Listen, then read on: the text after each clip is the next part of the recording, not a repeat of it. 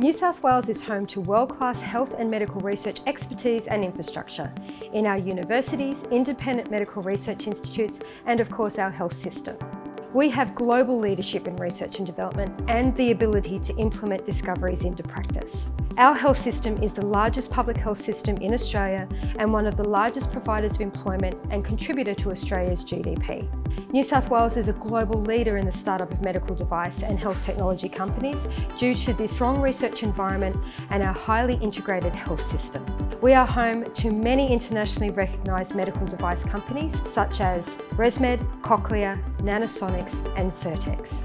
There are significant opportunities for investors in the medical device arena from advanced manufacturing and across our health precincts, all situated within a thriving ecosystem of New South Wales SMEs.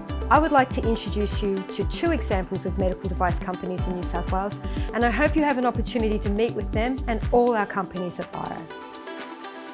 Beyond 700 has a medical device called TearView, which enables direct visualisation of the eye's tear film in real time so that the eye surface diseases can be easily diagnosed. Together with their diagnostic software in development and with machine learning capability, images from TearView in the cloud will be sent for diagnosis to the treating clinician.